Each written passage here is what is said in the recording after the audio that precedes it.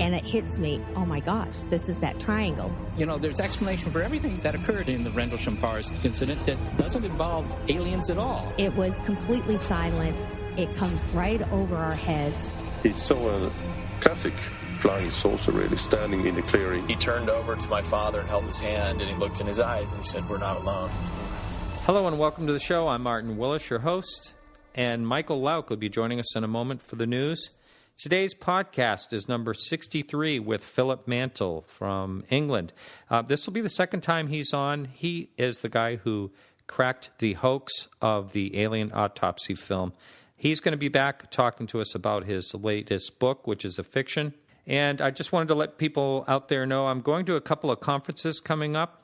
I'll be attending the Experiencers Speak. That's September 6th through the 8th. And that's in Portland, Maine. I actually live about 6 miles away from there. Also, I will be at the first New England UFO conference that will take place on Saturday, October 26th, and that's in Leominster, Massachusetts. I'm going to be at both of those. Stan Friedman and a couple of other people are going to be there. Robert Schroeder, who was our guest a week or so ago, he's going to be there.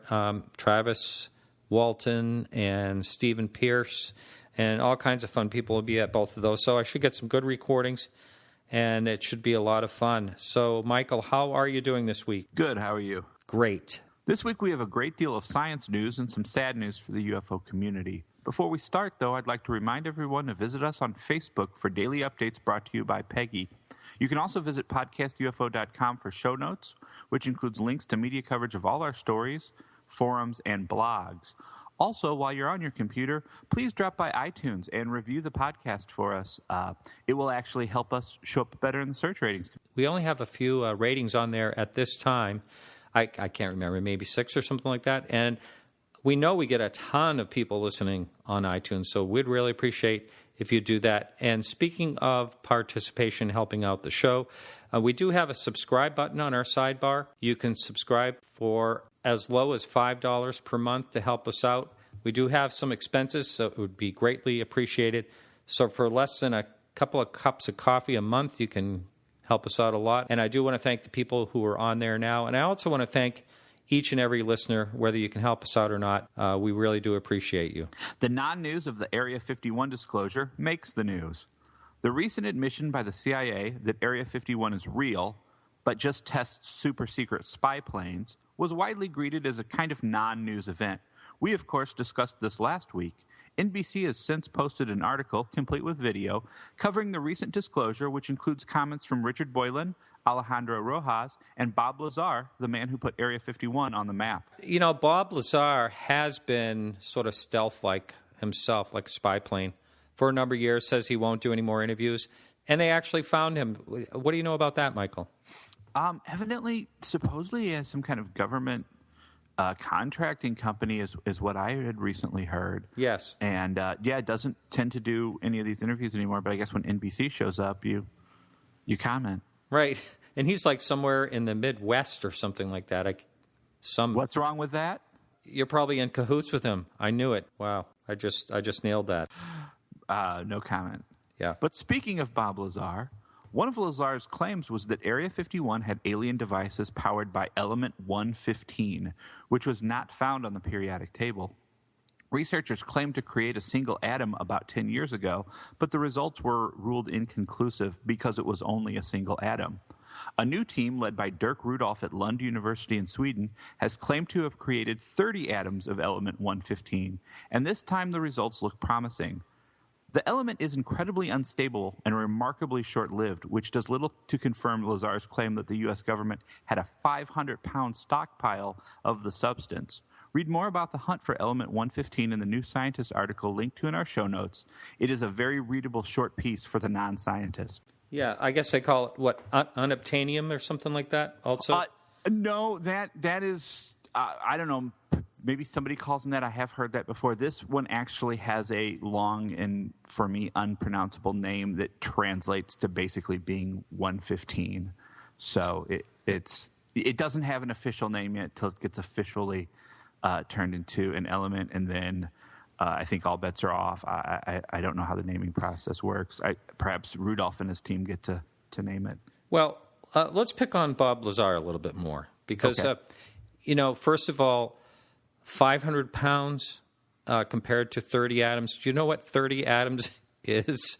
Yes. And it lasted like fractions of a second. I mean, if you talk about atoms, what is it? One glass of water has more atoms in it than all the glasses of water in all the oceans of the world, or something like that. I mean, it's just so hard to fathom. It's so minute. And they're talking only 30 atoms were made of this. I guess it is proof that something was made, though, right? Yes, actually, I mean, that's part of the problem, if you read the article, is that at no point can you kind of point to it and say, hey, look, there's a pile of element 115, because even those 30 atoms are there so quickly, they basically only measure their existence by the refuse their breakdown leaves behind. Yeah, I had a girlfriend like that once. Yeah, sorry. I think that's a different podcast. Yeah, that's right. There are those who believe that life here began out there. Biochemist Stephen Brenner of the Westheimer Institute for Science and Technology believes that his research shows that life on Earth was seeded by meteorites from Mars. He makes the argument that 3 billion years ago, Mars was more suited to the development of life than Earth, which was low on atmospheric oxygen and high on water, which was damaging to the many building blocks required for early life. You can read more about it through the article in our show notes. There's no proof yet that there was actually life on Mars for sure, but there's the face. There's the face, yeah. And, there probably was. Mars probably had a magnetosphere at one time that probably held the atmosphere and water in. And, there's definite signs of millions or billions of years of water flow. And when a magnetosphere goes, all the atmosphere and the water goes. And don't you think for a minute it can't happen to Earth? It could. That's right. That's why we need to colonize everywhere we can. That's right. Yeah. Yeah. Hey, quick pop quiz. That headline, do you know what that headline was from? No. Those were the opening lines of the original Battlestar Galactica narration. Really? Yes. Wow. Speaking of... It's a nerdy week. All right. That's awesome. Speaking of pop quiz, on that particular link, there is a 10-question quiz on that that's about Mars. What do you know about Mars quiz on that? And I got 7 out of 10, which really is bad. It's a C. Yeah. That's not bad. I always was a C student. You're passing. Yeah. All right. Wormholes are the key to time travel. Astrophysicist Eric W. Davis has authored a new paper arguing that wormholes are the key ingredient to time travel and faster-than-light travel. Of course, science has yet to actually prove the existence of wormholes, so making the case for time travel by wormhole is about as practical at this point as penning a paper pointing out that all you need for practical time travel is to make friends with a benevolent renegade Time Lord with a soft spot for the UK. Read more about it, though, in the Live Science article we've linked to in our show notes. I was reading that article, and physicists have actually, in fact, sent muons, which is a little tiny particle, into the future. Did you actually know that? They've actually done time travel? There's a little bit of controversy about it. But sending things to the future is not really practically a problem when you think about it. I mean, we're all moving into the future. It's getting back.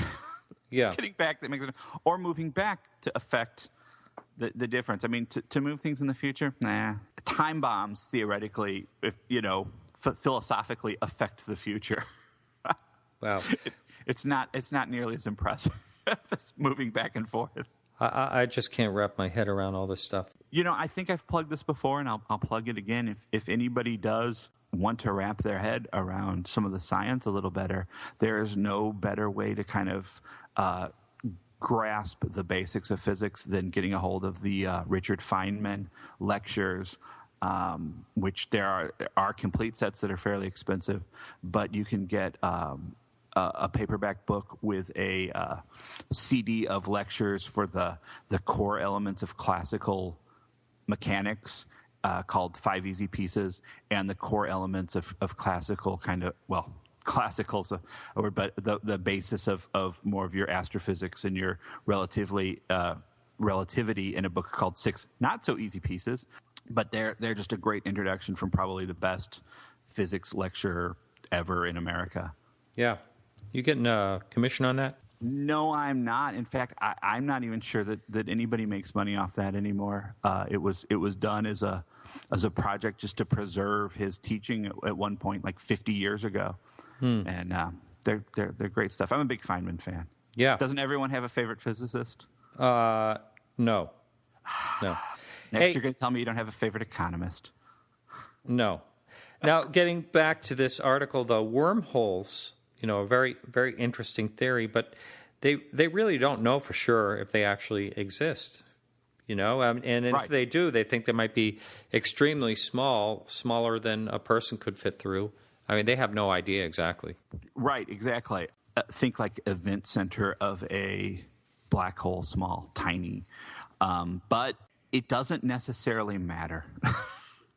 Because just because it's tiny doesn't mean it can't be put to practical use if it and does exist. If nothing else, it might be the means to future communication for long-distance colonies or other civilizations. Fascinating. Think about that, SETI. What if everybody's talking through the wormholes that we can't even prove exist?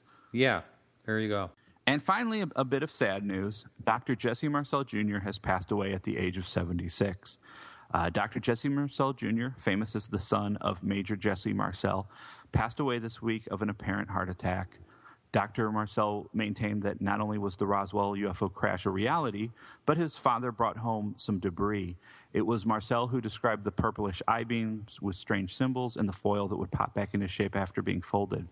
As an adult, Jesse Marcel Jr. became a medical doctor, serving in the Navy and the Montana Army National Guard, and he even served a year as a flight surgeon in Iraq back in 2004. We'll cover this more in our blogs this week, and I'm sure you have some comments, Martin. Yeah, I'm glad you're writing a blog. Thanks for doing that. Yeah, I was in a remote area this last week, and Robert Hastings sent me an email telling me about the passing of Jesse. I was shocked. I had asked someone recently, actually for his contact info. I was going to try to get him on the show. Great guy. I think he was a solid person, and he actually stood up and told the truth about what he knew, even, putting his medical career on the line by speaking about that. Well, not only his medical career, his military career. Right, yeah. He was in the Guard for all the time and then got called back to service in 2004 when he would have been like 66, 67 years old, which that on its own is something incredible to think about. Yeah. Yeah, that is something. Well, I don't want to go out on such a sad note. And speaking of medical careers and all that, this gives me a great opportunity to pick on Dr. Stephen Greer again. Are you ready for this one, Michael? Yes. He's going to send his bodyguard after you. I know. It's going to happen sooner or later. He gave up his practice to find baby aliens and channel overflying ETs and all that stuff. Well, recently, while he was in Australia, some of the Aussie witnesses reported hanging with him whilst he was channeling these ETs and aliens. And they said that he was doing this channeling in a real low voice using a French accent. What do you think about that, Michael? Well, I think the Zeta Reticuli accent is often mistaken for a Parisian dialect. Is that what it is? I was thinking maybe he watched a little too much of Saturday Night Live with the Coneheads. They always said they were from France. They were from France, exactly. Yeah, maybe that's it. I don't know. But anyway, thanks so much. We went really long this time. We had a long news session. All right, thank you, and I will talk to you again next week. See you then.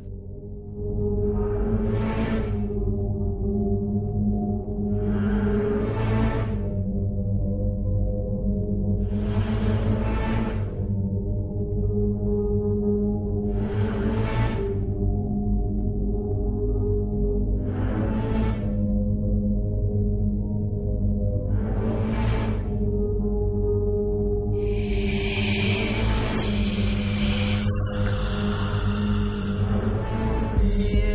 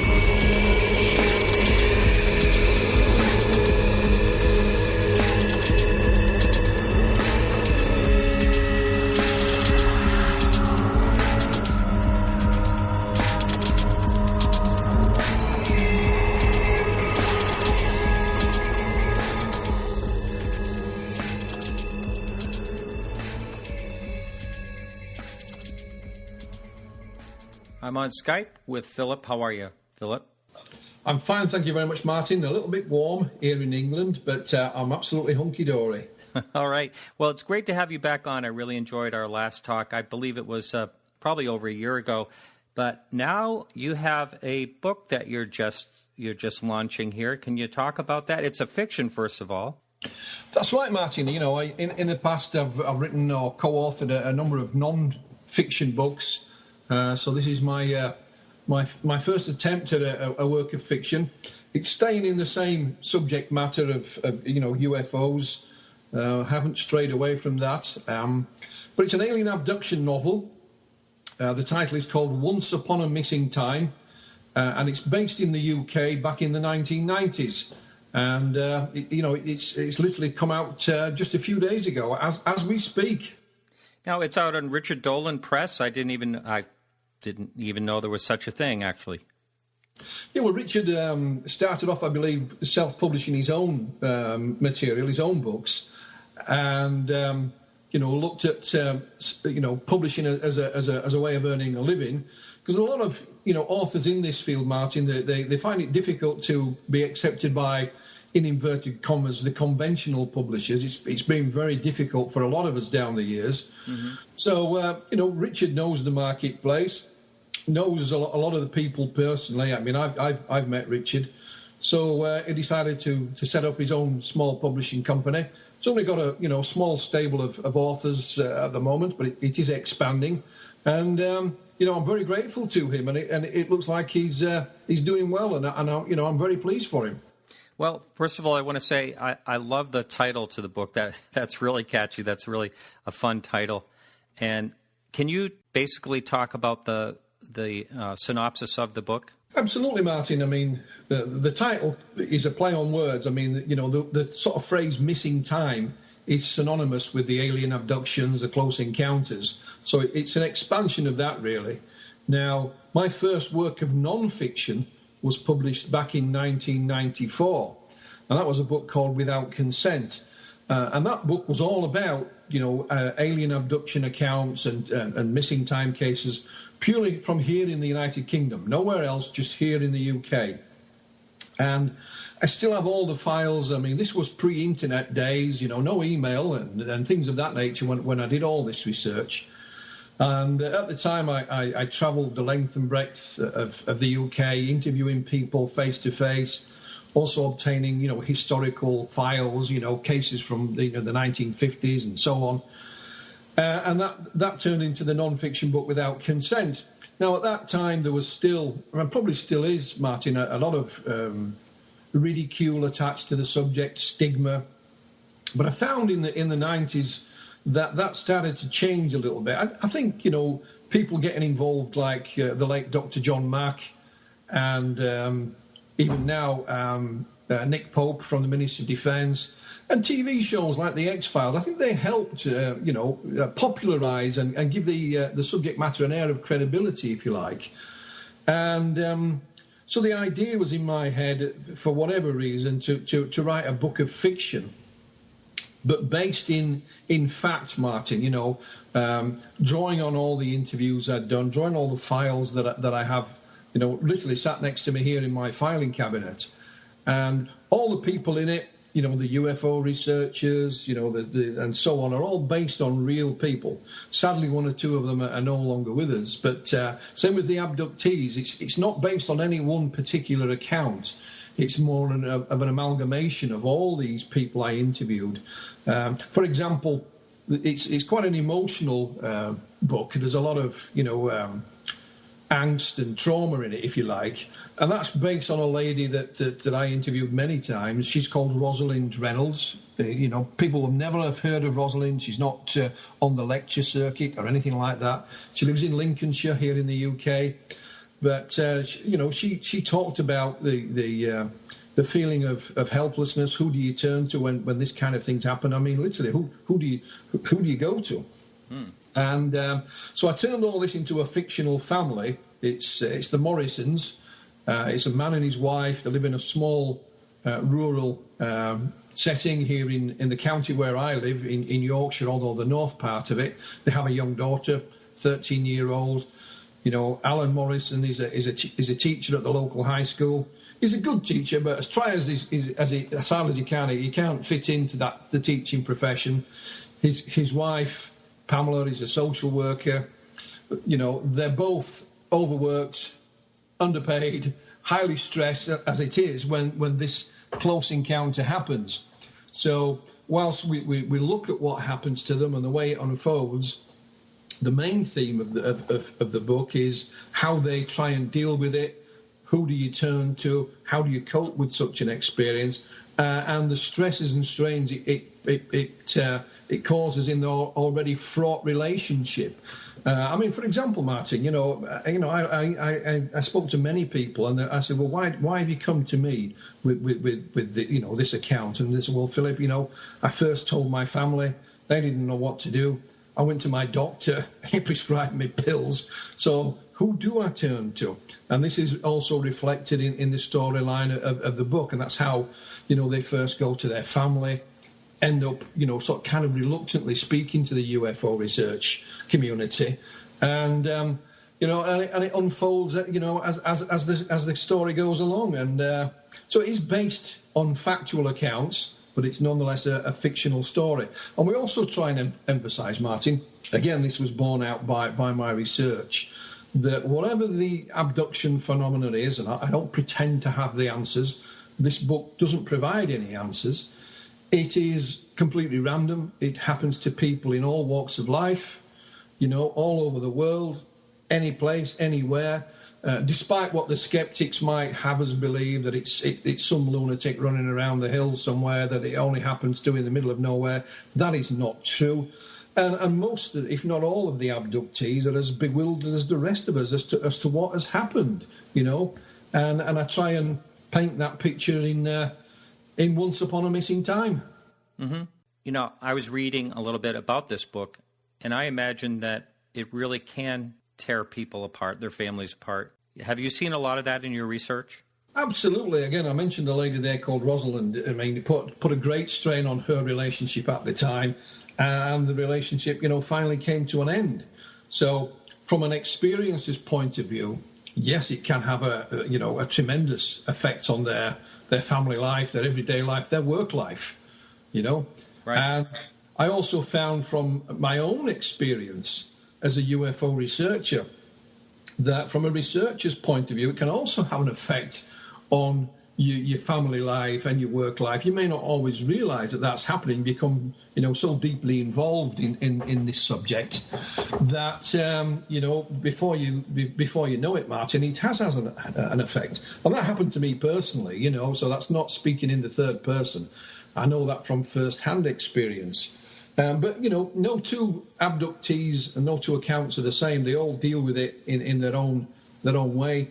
Some people look at it as a very positive experience, but it can cause an awful lot of confusion. Again, there's one lady who's not mentioned in the book by name, and in my original book, Without Consent, she's named, but I give her a different name. And she had a lifetime of experiences, Martin, and her first instance was to go and tell her family. Mm-hmm. They didn't know what to do. I mean, so they sent her to the doctor. And this was a period in England when if a housewife went to the doctor complaining of certain ailments, they were given tranquilizers, no matter what. And that's what she was given. Mm. And, of course, it didn't do any good at all. So she threw them in the bin. And then just quite by chance, she saw, my name in a local newspaper article and contacted me. But these things had already been ongoing for a number of years. And she was just happy. I use that word kind of loosely. She was pleased that she just had somebody that would sit down and listen without ridicule, without laughing, without passing judgment. And, a lot of the abductees, certainly back then, found that of a great help. And some of them set up their own support groups, and some of those are still going to this day. So it has all kinds of effects, Martin. But and some of those are outlined in the book. Couldn't put everything in there. Because, again, no two people react the same way. But we try to emphasise exactly, what can happen in some circumstances. Earlier off mic, we were talking about how much work writing a book is, and especially when you're trying to do, the other part of your life, like a job or something like that. And So I'm in the antiques and arts field, and a few people have crossed over that have found my name on this podcast. And one of them actually has an abduction account they want to talk to me about. I'm pretty interested in talking about that. It seems to me that there's a lot more accounts of abductions in the United States than about anywhere else. Is there quite a bit going on in the UK? Yeah, I think that's a fair comment, Martin. I think, again, we forget that the United States and Britain are foreign countries. We may share a common language, but our culture is very, very different indeed. I think in general, the Brits are a more reserved race, if you want to use that word, and they tend to keep things closer to the chest than perhaps they do in the United States. That's been my experience anyway. I know it's a generalisation, but like I said, when I started my abduction research back in the late 1980s, I could think of maybe a couple of handful of known abductees here in the UK, things that had already been talked about and few that had been published. There wasn't by any means a lot.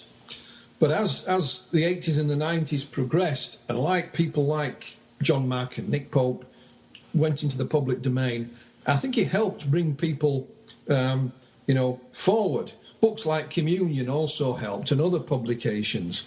So I just think it's because our cultures are quite different, Martin. But now it's a common subject here. More people are willing to go on the record.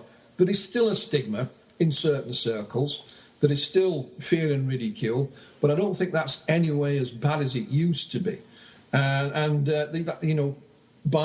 writing books like this, it shows, I think, the subject matter in the right vein. I know it's a work of fiction, but it shows these were just ordinary people about their working life when this most bizarre of experiences happened to them. They don't know what it was.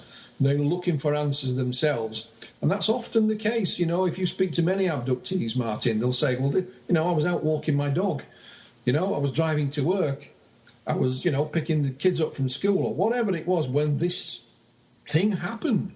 And they're looking to people like us for answers. They may have already been elsewhere to try and figure it out.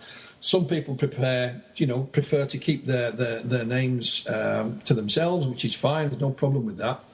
While others think that it's important that they should speak out. And I've come across that several kinds. They know that there could be a little bit of ridicule, a bit of, people making fun of them, that kind of thing. But for whatever reason, they think, no, this is important. I'm not saying I've been abducted by aliens. I'm just saying this most bizarre thing happened to me. And the only way we're ever going to find out what it is by talking about it in the open, speaking to others who've had similar experiences. And maybe, I have one of the answers to the puzzle. Maybe I don't, but so I think it's changed down the years. And I think, things like the internet and various TV shows and movies have helped. When I started in this field, there was no internet. It just did not exist. Certainly no Skype and home computers, Martin. I mean, it was on the phone and in the car and a letter and things of that nature. So that's why I set the book in 1990.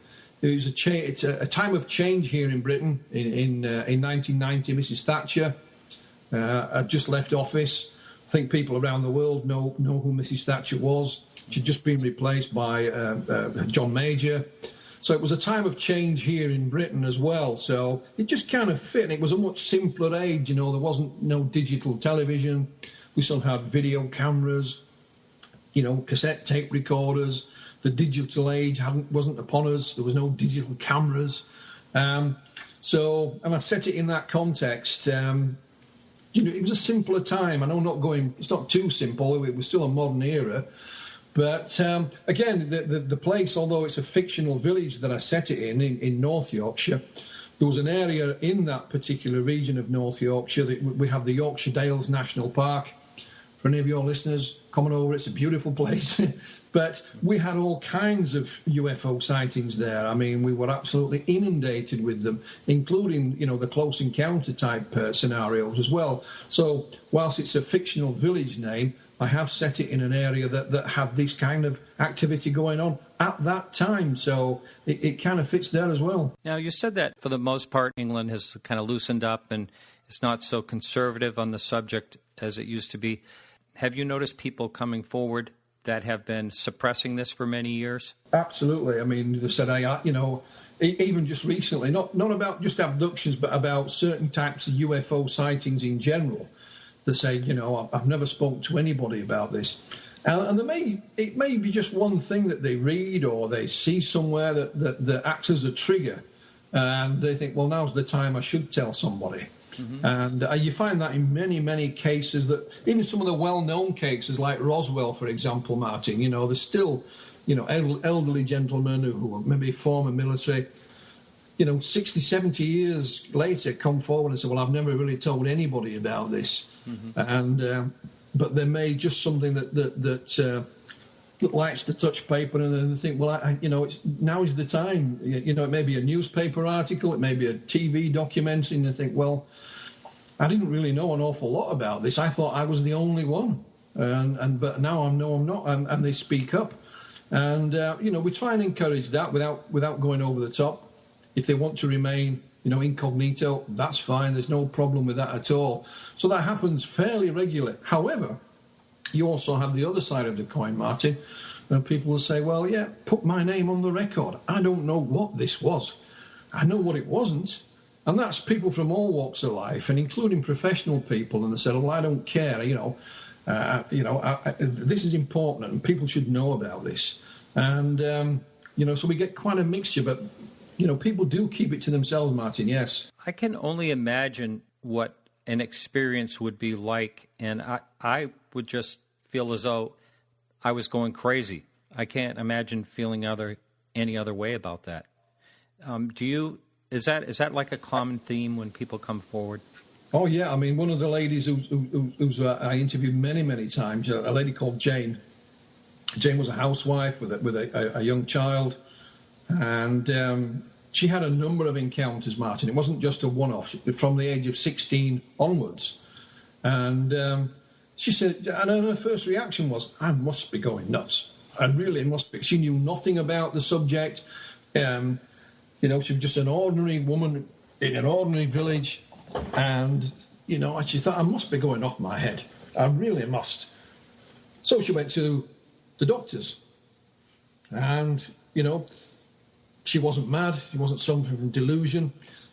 Jumping forward in time, it was about 7 years later when I first met Jane. And the encounters were still ongoing. And we talked about it. We recorded much of the information as we could. And I took her to see a psychologist who was very interested in the abduction subject. And I left Jane and this particular doctor together for several hours. We had a long chat. It was all prearranged. Jane was, very cooperative.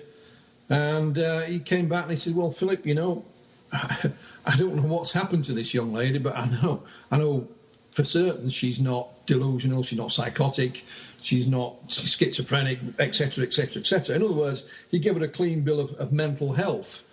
And he was shortly coming up for retirement, worked at a huge university here in the north of England, and he wanted to get involved more once he'd retired. He didn't mind putting his name to it, but sadly, when he retired, he took ill and wasn't able to fulfill that.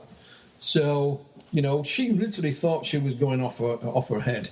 But the doctor in question reassured her and said, well, I don't know what's happening to you, but you're not going out of your mind. You're not mad.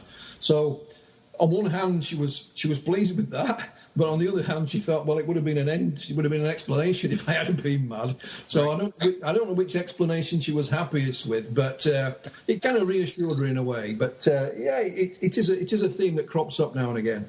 I would imagine so. And I think this is one of the reasons that drew Dr. Mack into this whole thing, is that he was finding out that these people weren't crazy. And, that just made him dig deeper and deeper. Well, absolutely, Martin. I mean, I met John Mack, several times, and he read my first book without consent, and we had a few conversations when we met up, and the skeptics again, or certain skeptics, would have us believe that these people are all fruitcakes, or they're looking to earn a quick buck, or they want some kind of attention seeking. And let's be honest, there are one or two like that, but there are one or two like that in, circles that collect stamps. Exactly. Mm-hmm. They're in all fields. This field is no different from that. But by and large, these are your everyday, ordinary member of the public. They're going about their daily tasks. They have little or no interest in this subject beforehand, and it comes to them like a bolt out of the blue. And think about it yourself, Martin. If you knew nothing about this subject, and a lot of them don't, apart from maybe a passing bit of this and a bit of that, and this kind of thing happens, what do you do? Who do you turn to? Right. There isn't a department you can go and ring. If you break your leg, you go to the ER. Mm-hmm. There isn't an alien abduction ER you can go to. There isn't any one central place. Who do you turn to? And again, I use that theme in Once Upon a Missing Time. The wife, Pamela, her father is a retired police officer. So, they tell him, well, he thinks he's seen just about everything in his time as a police officer, but he never heard of this before, and he just finds it a joke. Mm-hmm. So it was of no use to him, to them whatsoever, to speak to him about it. And I can understand that in some instances, I really can. I mean, again, you put yourself in his shoes, I can understand it. I'm not saying it's right or wrong, but I can understand certain people's reactions. It is a bizarre subject in its own right. But I think it's one that's gained a little bit of credence and credibility with more and more professional people becoming involved, both out in the open and behind the scenes. And again, that's emphasised in the book. We have a doctor who becomes involved. He's a psychologist. He's quite sceptical, but nonetheless he becomes involved and, tries to assist. It's not particularly based on Dr. Mack or anyone like that. It's again, an amalgamation of many different people. But there are people like that out there that are willing to help, not just the genuine UFO researcher. There are professionals as well that will actually take it seriously.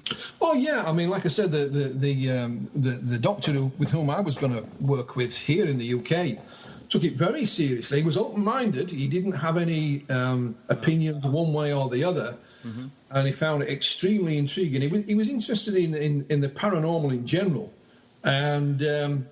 When I spoke to Jane at length and found out she no disrespect to Jane, she wasn't a particularly hugely intelligent woman. She wasn't stupid.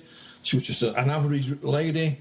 Was not into the UFO literature at all. And not only that, what was intriguing about some of the things that Jane told us, she was talking about what we might call phantom pregnancies. But not with a husband, with these otherworldly beings. And that was pretty much unknown at the time. The only chap writing about it at the time was the late Bud Hopkins in New York. And you could only read it in one or two publications. Bud hadn't, published his books with this in at the time. He called them the Smart Baby Dreams. And I communicated with Bud. I knew him quite well. I sent him transcripts of my interviews with Jane, and he would come back with suggestions for other sort of questions. So how could this housewife here in the UK repeat the same kind of things that was coming to Bud from abductees in the US when she hadn't read it? It wasn't on the TV. So again, it was intriguing. It was very intriguing, and a lot of Jane's experience has never been published. It's still sat in a file here with me. I published some of it, and she features in part in the book as well, in little bits and pieces.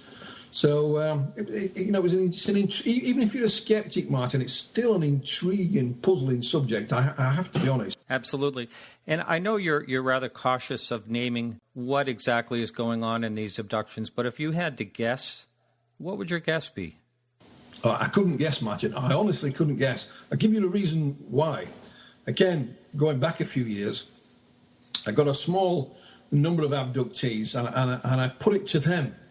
Bear in mind, these are people that's had this experience, not me. And I asked them that very same question. What do you think has happened to you? Was it E.T.? Was it extraterrestrials from, wherever? Getting here, however, another dimension, spaceships, whatever you want to call it. Was it some kind of spiritual experience? Was it some kind of psychological experience? A couple said definitely. I believe this was, beings from another world.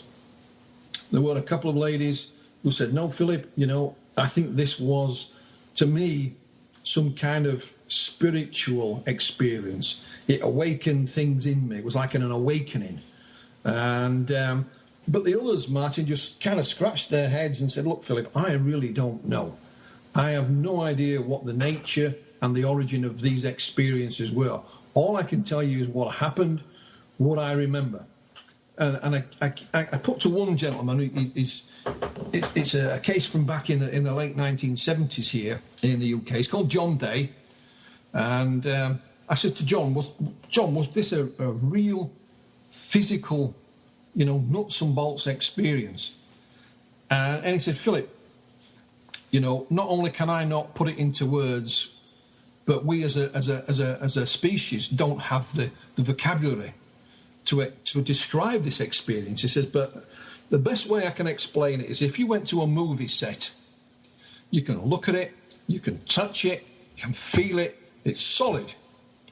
But you look behind it and it's just an illusion. And he left it at that. So you can read into that what you want, Martin, because, I still try and figure that out myself. And it's a few years since I interviewed John Day.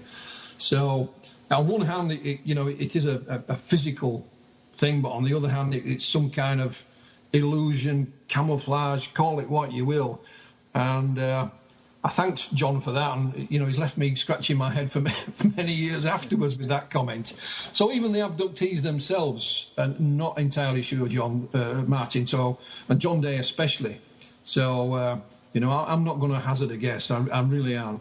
You probably know this, but Denise Stoner and Kathleen Martin wrote a book, and they also, in that book, has a list of commonalities. Have you ever looked through the people you've interviewed to see what was common in their stories? I think one of the commonalities we did come across, and it was we didn't really have to look that hard, and it was a kind of not so much with the experiences itself. I mean, Dr. Thomas Bullard noticed the commonalities many years back in a study he did. Thomas Bullard he's a doctor of folklore, I believe. So he noticed there was sort of repeating patterns within the abduction experiences. The same patterns weren't in everyone, but there was commonalities across the board, irrespective of where it was, which country it was, and so on. But one of the things that kept getting reported to myself here was a kind of a byproduct, if you want, Martin, and it was an artistic byproduct. For example, I mentioned John Day. John Day was a what we call a chippy. He was a woodworker, a house builder. But him and his wife became interested as a direct result of his encounter. They became interested in all kinds of green issues, which back in the 70s weren't really a big thing. But his skills as a joiner seemed to change and took a more artistic route. And when I interviewed John, he was making the most beautiful dolls' houses. I mean, they were an absolute work of art. And another young man that I interviewed in Wales, and again, he was a young guy when this happened. I think he was only about 18 when the encounter happened. And, he liked his denim jacket, his long hair, and his rock music. And he says, Philip, after this encounter, he says, please don't tell any of my friends I started writing poetry. And he said, I would be at work. He'd managed to find a job at a local hotel.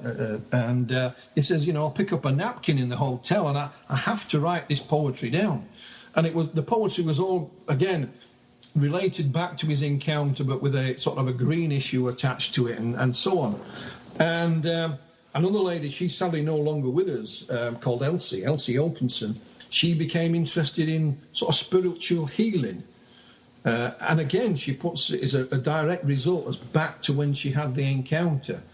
And Elsie was one of those that took the positives out of the experience. And, she became a spiritual healer, having no previous interest in anything like this at all, Martin. So it didn't happen to everyone.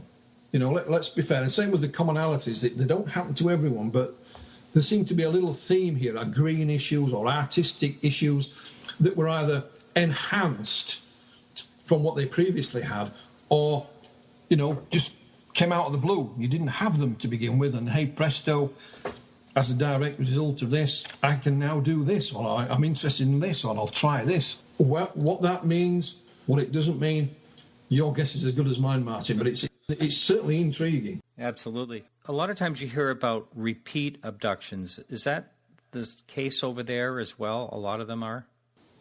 Oh, indeed, Martin. Yes. I mean, again, I mentioned a lady called Jane there. Jane's encounters started at the age of 16 and were ongoing. I mean, and I didn't know Jane when she was 16. I met her many years later. And things would happen, on a regular basis. And I was fortunate she didn't live too far from where I did, so she would, ring me up and I was able to go and document them. She had some physical after effects, if you like, some scratches and things like this about her person. And as far as I'm aware, I mean, I've moved away from that area now. As far as I'm aware, they may be ongoing. I really don't know. But Jane was able to come to terms with them, and say, well, whatever this is, it's not doing me any real physical harm. I can't prevent it. I can't stop it. So I'm going to run with it. I'm going to live with it. And that was a way of her, dealing with it. On the other hand, Martin, there are those that's just a complete one-off. This happened. It was a bolt from the blue. I don't really want it to happen again. I don't know what it was. I mentioned the young man down in Wales, for example. And, it really terrified him, Martin. And I mean that word. He didn't have any hypnosis. He remembered every single word of it. And he was petrified. And again, I went back and interviewed him a couple of years after the event. And we sat outside the hotel where he was working. And it was a nice summer's day. And we're talking about his friends, his family, his girlfriend, fine. As soon as we talked about this incident, his whole demeanour changed. He didn't want to talk about it. And I asked him why. And he said, Philip, I had to have hypnotherapy to take away the nightmares about it. So not regressive hypnosis. It frightened him that much he had nightmares about it. And when I eventually wrote the book Without Consent, I sent him a copy, and I think it took him about 5 years before he plucked up enough courage to read it. He would now, married with his own family. But that was a one-off. But we do get people like Jane, and it happens time and time again. And, Jane was able to come to terms with it and say, well, it's not really done me any harm. Can't figure it out, but, I'm going to have to live with it. I can't stop it. So there doesn't seem to be a balance between which it is, Martin, whether it's a one-off or it's an ongoing thing. And but yeah, we do have multiple cases in the book Once Upon a Missing Time.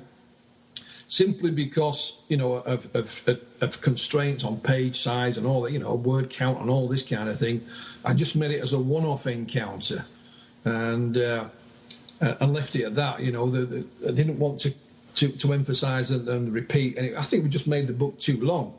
However, I've worked with an actor friend of mine called Nabil Shaban here in England, and we've written a screenplay based on the book, and we've just shortened the title to Missing Time. And although in there we still remain that there's just one encounter, the difference, the main difference is at the end, when you think it's all over, the encounters start up again, or are just about to start up again. So, we're giving a strong hint that these things are not a one-off, it's ongoing. So it is different in that respect to Once Upon a Missing Time. But like I said, in the work of fiction, I've just kept it at one encounter, and that seems to work well when it comes to writing it down. I know I'm asking for a lot of similarities between the U.S. here and what happens there, but you mentioned false pregnancies. Are a lot of the abduction accounts, do they talk about the genital examination like you hear about? And does anyone ever talk about implants? Yeah, I mean, again, one of the commonalities, if you like, was, and it still is, some kind of physical aspect to the encounter, a medical examination, for want of a better word. There aren't a lot of people like Jane who talk about the smart baby dreams and that kind of thing. That's still a rarity. And as far as so-called alien implants are concerned, again, it's I don't think that's as widespread as perhaps you might find it in other parts of the world. But again, I have come across people. In fact, just recently, a lady contacted me about a member of her family who thinks they may have some kind of implant. And she first contacted Dr. Roger Lear in the United States, who's sort of been a pioneer in this field. And I know Roger very well. And he said, well, I can't do anything from the United States. Perhaps you might like to speak to Philip. And again, I've put this particular lady in touch with somebody. She lives hundreds of miles from where I do, Martin, so I've put her in touch with somebody nearer to where she lives who may be able to assist her. So that's rare, and I don't know any of the intimate details. I know she was just looking for some assistance. There's nothing I can do from where I am at the moment. So it seemed appropriate to get somebody who lived nearer to her. So again, it's not common, but it's not unknown. Yeah, Dr. Roger Lear is a future guest on our show, and I'm going to really drill him about a question I have about implants, and that is, if they can be removed, isn't that the smoking gun if their technology is whatever these implants are? It's a whole puzzle in itself. Well, yeah, I mean, again, in the book Once Upon a Missing Time, we don't directly mention implants, but there's subtle hints that there might be something else happening. There are marks about their bodies, which has been reported. Again, I mentioned Jane. She had various marks about her body after certain encounters. So we hint at it, but we don't mention it in your face. What I've tried to do in the story is to let the reader use their own imagination, Martin. I think, I was brought up on that kind of storytelling. So you can read into things like that what you will. And it can also be coincidental, maybe, he's been at school, he's had an argument in the playground with a child, and he's got a scratch that he didn't realise was there. So if you think about, the film Close Encounters, there's a few red herrings in it like that. Perhaps there's an explanation for this, or perhaps there's not, So you make of it what you will. But going back to sort of real life cases, I mean, I'm sure Roger will say, yes, it is the smoking gun. And he has no doubt that these are the genuine article. They're not of this earth. He has worked with others in the field, and they've tried to get these analysed here, there, and everywhere, and have the results of this. But it's not yet in the mainstream. And, I think Roger will, if not already, not just Roger, others like Daryl Sims and one or two others will be looked upon as pioneers in this field. And who knows, where that may lead, Martin. It's something I follow closely. So going back to your book, what really inspired you to write a book of fiction? I think the inspiration or the reason for it, Martin, was I still, even to this day, I get annoyed by the skeptics who will, try and emphasise that people who have these experiences, the abductees as we will call them, are some kind of fruitcake, or they're after attention, or they want to sell their story to the newspapers for money, and so on. But it's been my experience that is not the case. Yes, you may have one or two like that, but it still annoys me tremendously. I know he's no longer with us, but Philip Glass was a prime example of such scenarios. And it's just not true. So the reason for writing a work of fiction was to say, look, this is based on factual material. This is based on my own investigations that I've done down the years. The files are here, some of which have been published previously. But it's to emphasise that we still have a long way to go to finding the answers behind this phenomena. And I say in the introduction, to the book. If you're looking for answers to the abduction phenomena, you will not find them in this book. That's not what it's about. It's about emphasizing that whatever this phenomenon is, it can happen to you, it can happen to me, it can happen to anyone, anytime, any place, anywhere on Earth. And it's just one way of showing that how difficult it can be to cope with it. However, there is light at the end of the tunnel. There is people that can help you, both professional, i.e. in certain, doctors and other areas of specialities, and what I would call semi-professional or amateurs, if you like. That's me, the UFO researcher. There is help, there is understanding, and not only perhaps by sharing these experiences we will ever expand our knowledge on it. There's nothing to fear but fear itself, and that's the main point of it. It's just to put the abduction encounter, the experience in the light I believe it should be viewed in, without any ridicule, without any fun being poked at it. Or there are one or two light-hearted moments in the book. A lot of people deal with trauma in a light-hearted way. It relieves the angst, if you like. Sure. And so I try and paint the abduction in a positive light, if that's the right word, and showing that that it's not all kooks and lunatics, and that there is something behind this phenomenon. There's something tangible there that, as yet, conventional science has failed to get to grips with, and it's a study that is still ongoing, Martin, and it's one that still intrigues me. I've been involved in UFO research for a long time. I make myself sound really old, don't I? But and it still intrigues me to this very day. Again, people from all walks of life report these incidents. Professional people, housewives, teachers, police officers, and you name it. And some of them have more to lose than they have to gain by coming forward with these encounters. So I think there's a very important phenomena here. Hopefully, this will add to the pool, if you like, maybe help the understanding of it and see how people can cope with it. Who knows? I'm just a humble UFO researcher, Martin, and I'm just trying to do my best. Well, I appreciate your work, and your website is beyondroswell.com, and you can find the book at richarddolanpress.com. Thanks so much, Philip. It's been a real pleasure to talk to you again. The pleasure's all mine, Martin. Thank you very much. So that's it for our show today. Thank you for listening. Also, please don't forget to write us a review in iTunes. We could really use your help.